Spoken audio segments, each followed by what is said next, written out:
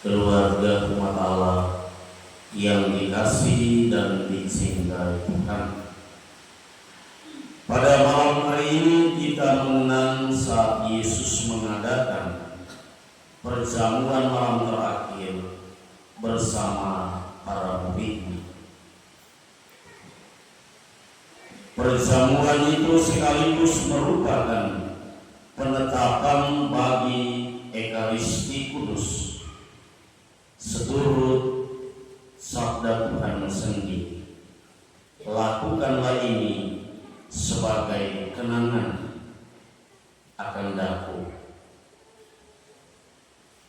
Menarik Bapak Mama, saudara-saudari terkasih, dalam Injil Yohanes tidak disajikan suatu rencana, suatu nasihat dan pidato perpisahan yang panjang lebar dari Yesus kepada para murid yang sedang duduk makan bersamanya.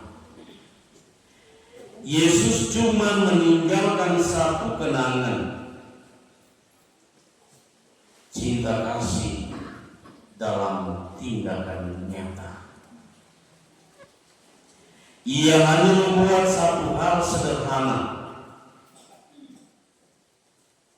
hal kecil, namun justru sulit dan bahkan tidak biasa dilakukan oleh manusia. Justru yang dilakukan oleh Tuhan pada peristiwa perjamuan malam terakhir sulit dilakukan seorang guru terhadap murid-muridnya, seorang pemimpin terhadap bawahannya, seorang bos, seorang majikan terhadap para karyawan, para pelayan atau para hambanya. Ia membasuh kaki para murid. Yesus menjelaskan bahwa ia membuat hal ini untuk memberikan contoh kepada para murid-Nya. Mengertikah kamu apa yang kuperbuat kepadamu? Kamu menyebut aku guru dan Tuhan, dan benar katamu itu. Jadi jikalau aku yang adalah Tuhan dan gurumu membasuh kaki, maka kamu pun wajib saling membasuh kaki. Suster yang terkasih, ibu bapak, saudara-saudari umat beriman yang dicintai Tuhan, ada dua hal yang dapat kita ambil dalam perayaan Ekaristi Kudus hari ini. Pertama, Yesus hendak mengingatkan para murid tentang apa yang pernah dikatakannya, bahwa kebesaran seseorang tidak terletak pada keinginan untuk dilayani, melainkan sebaliknya pada kerelaan yang tulus untuk melayani. Dengan peristiwa pembasuhan kaki, Yesus ingin menunjukkan contoh bagi para murid dan kita sekalian tentang pelayanan kasih yang menuntut semangat kerendahan hati, pengosongan dan penyangkalan diri. Kita dipanggil menanggalkan segala atribut, segala gelar, status yang melekat pada diri kita.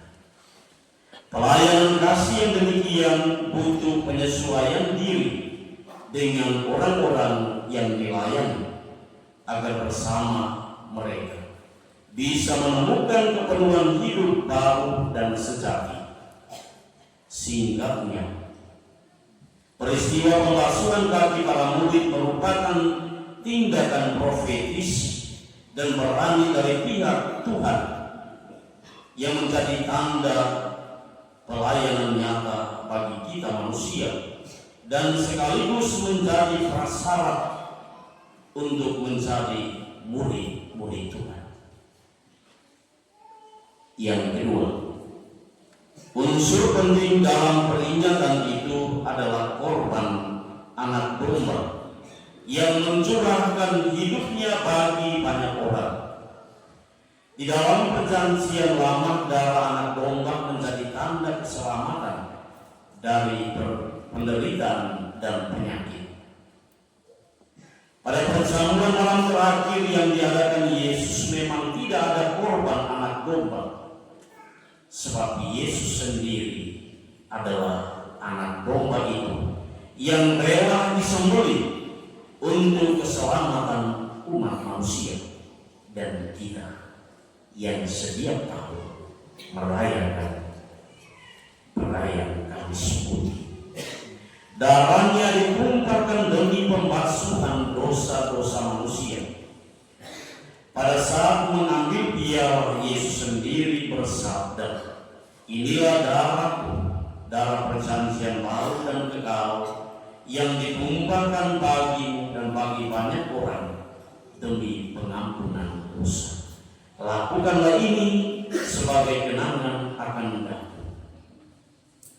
Konsep Ibrani dalam perjanjian lama, darah berarti kehidupan, berarti jiwa atau roh Allah yang dihembuskan ke dalam diri manusia, karena di dalam darah itu ada nyawa. Ini berarti dengan menumpahkan darahnya di salib, Yesus memberikan kehidupan baru bagi manusia yang sebenarnya telah mati akibat dosa dan kedurhakaan. Inilah darah perjanjian baru yang melaluinya Allah menawarkan suatu bentuk persahabatan baru dengan manusia yang telah ditebus dosanya dan yang telah didamaikan kembali dengan Allah berkat darah Putra Tunggalnya. Saudara-saudari, umat beriman yang terkasih, inilah hakikat, inilah inti perayaan malam ini, perayaan perjamuan malam terakhir yang ditandai dengan peristiwa penetapan Ekaristi dan peristiwa pembasuhan kaki. Pertanyaannya bagi kita adalah, mengapa Yesus mengadakan pembasuhan kaki pada perjamuan malam terakhir dengan para murid? Apakah hal itu perlu? Bukankah penyalibannya sudah cukup bagi kita, bagi dunia, memperlihatkan kasihnya kepada para murid dan juga kepada dunia? Suster yang terkasih, saudara-saudari umat beriman yang dicintai Tuhan, hemat saya, kita semua sepakat dalam perjamuan kudus ini, dalam perayaan suci, bahwa peristiwa pembasuhan kaki itu perlu dan penting, bahkan tetap relevan dari zaman ke zaman. Mengapa? Karena manusia sering tidak mau dan tidak rela menjadi hamba, tidak rela merendahkan diri untuk melayani orang lain. Hal ini tampak dengan jelas sekali dari protes Petrus yang sebenarnya adalah protes kita semua manusia dewasa ini. Kita semua sebenarnya adalah manusia yang kurang rendah hati, teristimewa dalam hal melakukan perbuatan kasih yang merendahkan diri kita sendiri. Terkadang kita berjuang sendiri-sendiri, berbuat sesuatu sendiri-sendiri, tidak membutuhkan orang lain. Maka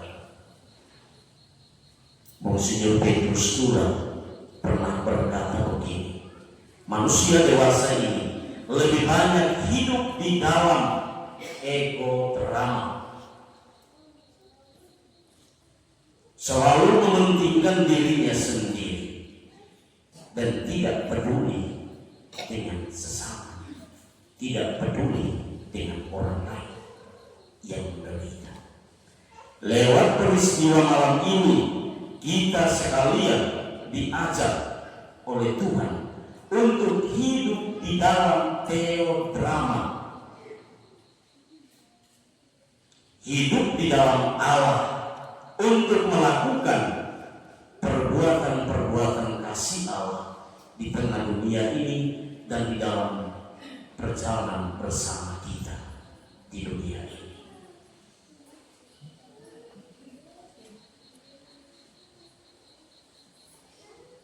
Banyak orang yang sulit untuk bersikap rendah hati dan terkadang sulit untuk menerima kritik dan teguran.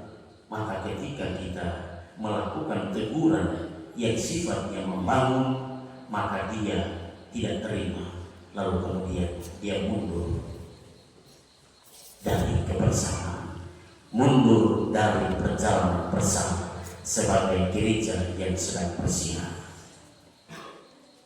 Karena tadi terlalu banyak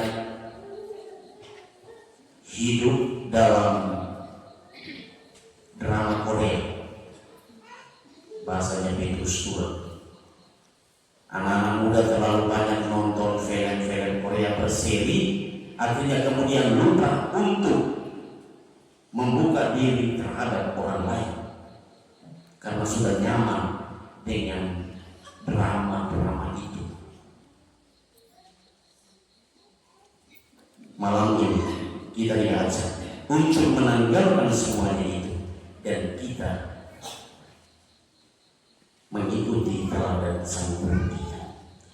Peristiwa pembasuhan kaki ini memperlihatkan bahwa perayaan Paskah suci yang kita buka secara meriah pada malam ini adalah perayaan kasih Yesus yang merendahkan diri sehabis-habisnya secara total untuk menjadi hamba untuk kita semua. Dia hadir di tengah-tengah kita sebagai seorang hamba. Mengerikan memang. Terkadang kita tertawa melihat orang yang bersikap rendah hati dan mau melakukan pengorbanan, mau meminta maaf. Ketika orang datang minta maaf, kita yang lain berdiri dari jauh dan menertawakan. Dengan kita melakukan demikian, kita menertawakan Tuhan yang sudah merendahkan dirinya untuk menyelamatkan kita dari kedurhakaan kita. Tetapi itulah kenyataannya. Bagi kita itu sangat mengerikan dan lucu. Tetapi itulah kenyataannya. Merayakan Paskah berarti menerima kasih, menghayatinya dalam hati dan melaksanakannya lewat perbuatan-perbuatan nyata. Dengan demikian kita mengambil bagian dalam Yesus dan layak menjadi persembahan yang indah dan berkenan kepada Tuhan. Semoga Tuhan memberkati kita semua.